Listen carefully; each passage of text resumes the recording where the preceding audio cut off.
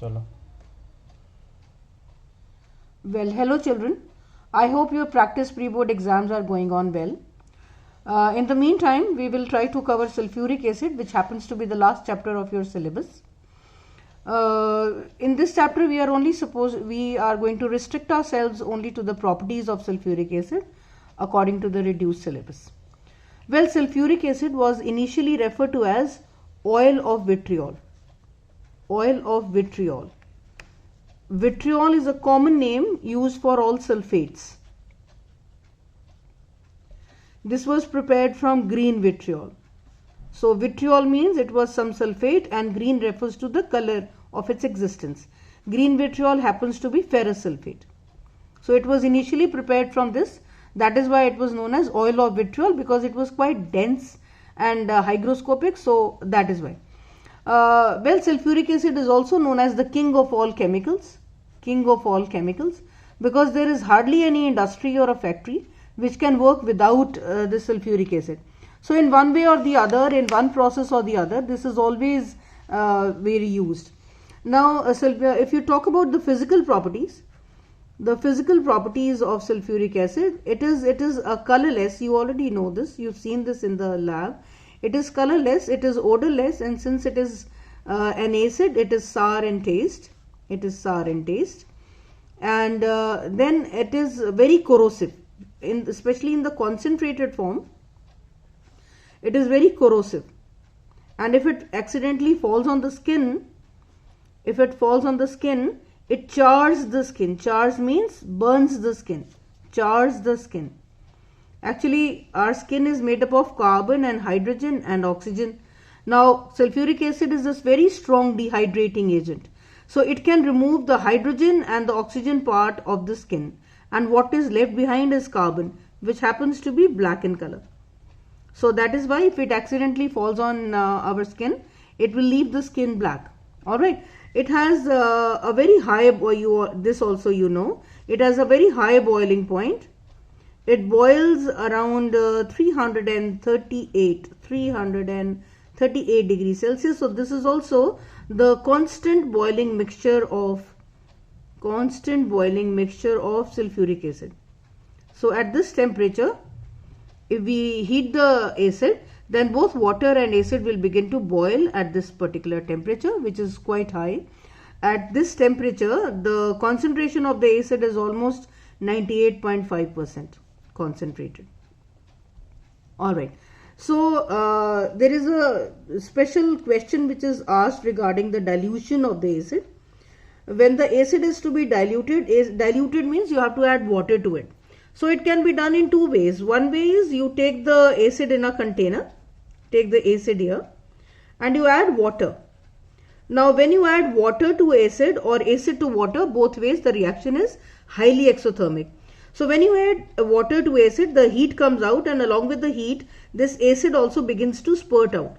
Spurting, you understand? Because the heat is so much of heat is given out that whatever is in the container, it is likely to come out with a flush. So that is called spurting. Now if the acid is going to fall down, wherever it is going to fall down around the beaker, or if any hand or anything is there, it is likely to be damaged. So adding water to the acid for the purpose of dilution is always incorrect. So when you have to dilute the acid, you should always take water in the container and then you should add acid. Now when you will add acid, will the spurting not take place? Is the reaction not exothermic? It is still exothermic. The spurting will still take place. But now because water is in excess, the water is likely to come out and spurt out, which is harmless. Water is not going to cause any harm. So whenever the dilution of the acid is to be done, you should always add acid to water and never water to acid. You've understood the reason. So this can be a reasoning question. While dilution of the acid, why is it advised to add acid to water rather than adding water to acid? So I hope everybody can explain. Now coming to the chemical properties of sulfuric acid, chemical properties. Now depending upon the concentration of the acid, the chemical properties are different. Now you have not studied like this in any other acid. If the acid is dilute, then it shows the normal acidic properties which any other acid also shows. For example, it will react with an active metal and liberate hydrogen, plus H2SO4 will liberate hydrogen. It will react with a base and acid, and it will form salt and water, which is a neutralization reaction. Salt and water. It will react with a carbonate or with a bicarbonate, and dilute sulfuric acid will form salt and water and carbon dioxide. It reacts with a sulfite or a bisulfite. It will give you salt and water and sulfur dioxide. Similarly, a sulfide will react with H2SO4 and it will give you salt and H2S. So these are some of the common properties which are shown by other acids also. In the dilute form, H2SO4 will also show you the same properties. But when the acid is concentrated, it will show you properties which are not the ones which are shown by dilute. What I mean to say is, in a concentrated form, sulfuric acid will not be acting as an acid. It will not show you all these properties. The properties of concentrated acid are absolutely different. For example, the first one is being in the concentrated state. That because it is a non-volatile acid, so it is capable of displacing. It can displace the less volatile acid from its salt solution. I will write the reaction just now, then you will understand. From its salt solutions. Okay, this is one property. Second property is, it's a very strong oxidizing agent. Actually, H2SO4 on thermal dissociation gives you water and SO2 and also gives you a nascent oxygen. So this nascent oxygen will attach itself to whatever is reacting with H2SO4 and it will oxidize it. Because the source of this oxygen is H2SO4, so H2SO4 is said to be the oxidizing agent. Anyway, when we will take an example, you will follow. Then next one is, it is a very good dehydrating agent. Now there is a difference between dehydration and drying. For example, you put your wet clothes for drying. You don't put them for dehydration. Okay, so when you are putting something for drying, that means if there is any water clinging to anything, if you put it in sun or anywhere, then that water which is clinging to the surface gets removed. That is known as drying. That is called drying. Okay, and dehydrating is when from the chemical composition the hydrogen and oxygen has been removed. Okay, for this also we will take example. I will write reactions and you will follow. Alright. Now these reactions you have already done, but still if you want, I will quickly write the few reactions so that you may understand. So now I am writing the reactions for the dilute acid. In the dilute form, what properties does it show? Active metal. So we will pick up any metal from the middle of the reactivity series. So make it a habit of writing the concentration of the acid at the bottom of it. If it is dilute, remember to write dilute. If it is concentrated, remember to write concentrated, because the properties are absolutely different. So when an active metal is reacting with dilute sulfuric acid, it will form zinc sulfate and hydrogen will be given out. Okay, any base, say magnesium oxide, or it could have been say zinc hydroxide. So when this reacts with sulfuric acid, it will form magnesium sulfate and water. And when H2SO4 will react here, it will form zinc sulfate and water. Alright.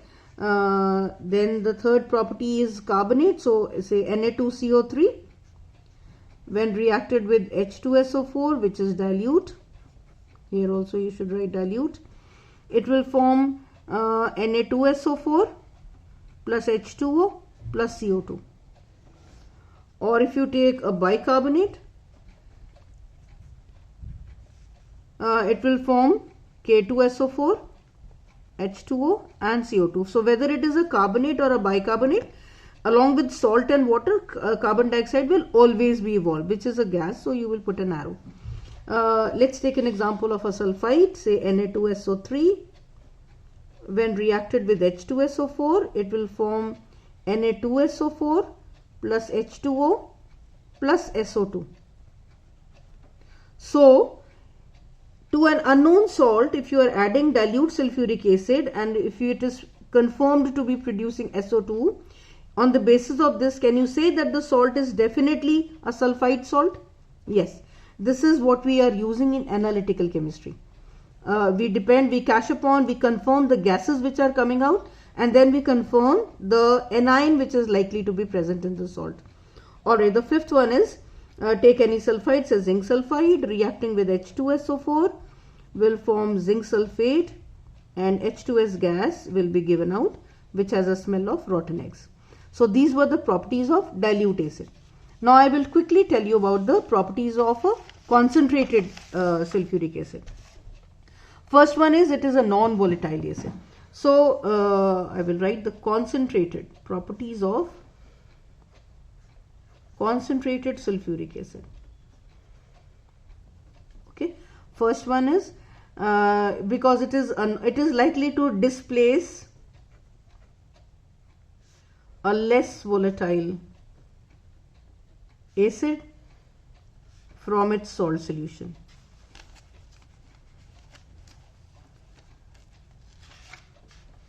So let's take the example of, say, NaCl.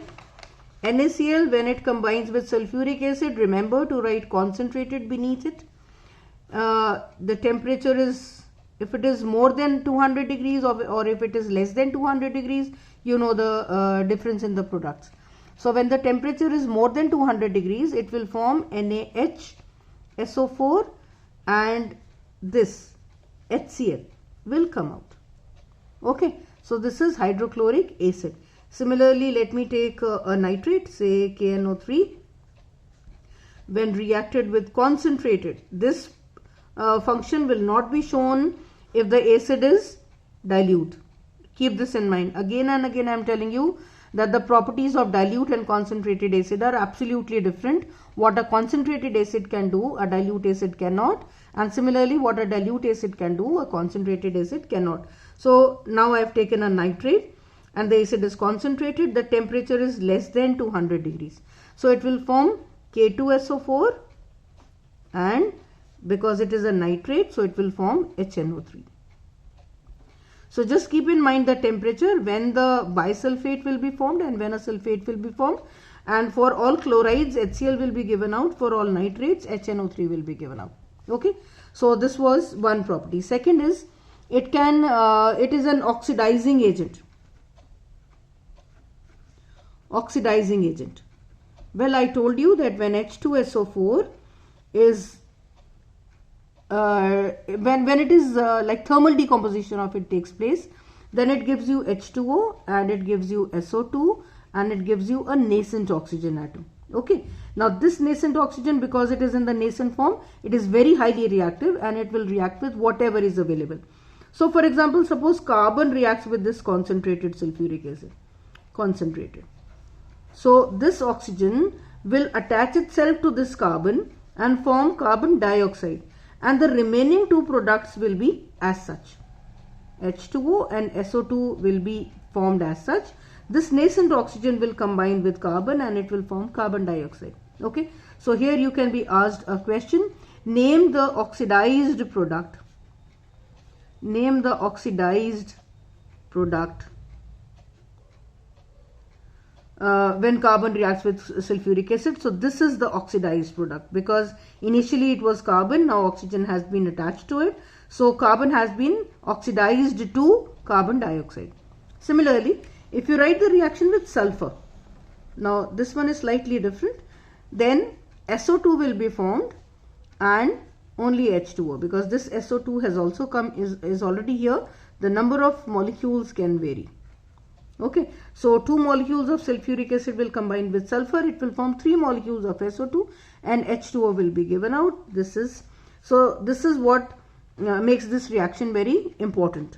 Very often you are asked, show the oxidizing nature of sulfuric acid using sulfur as a non-metal. So remember, these are only two products, and this one is the oxidized product. Sulfur dioxide is the oxidized product. Now we come to the last property of sulfuric acid, that it is a dehydrating agent.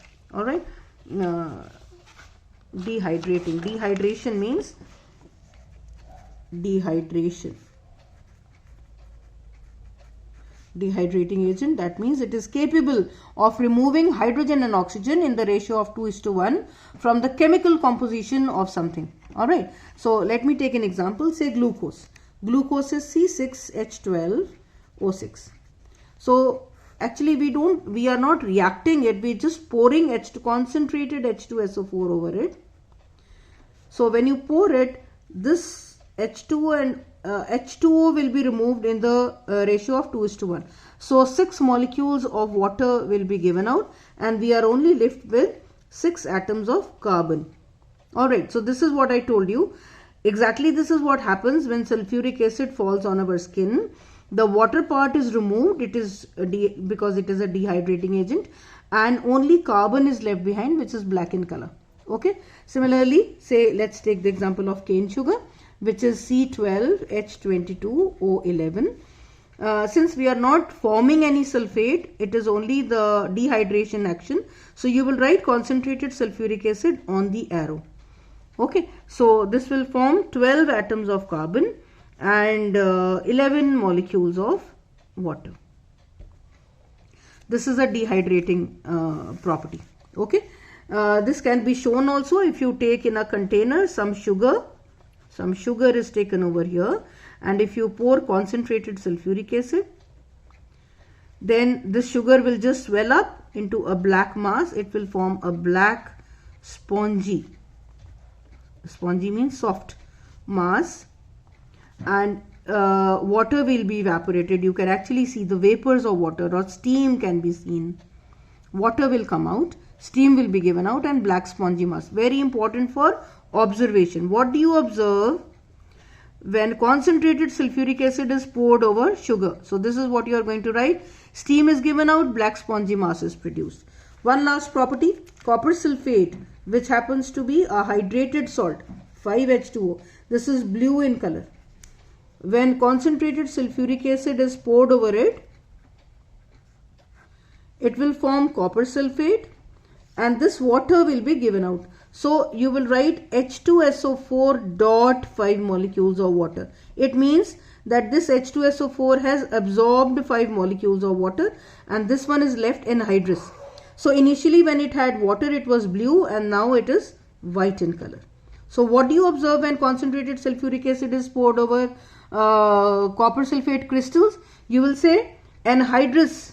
Anhydrous means without water, and amorphous. Amorphous means without any definite morphology. Amorphous means powder. A powdered form of white colored copper sulfate will be formed. Very important for observation question. Observation. Well, these were the properties of sulfuric acid. That is all we have in this chapter, and that is all we have in the syllabus of chemistry for class 10. Good luck, children.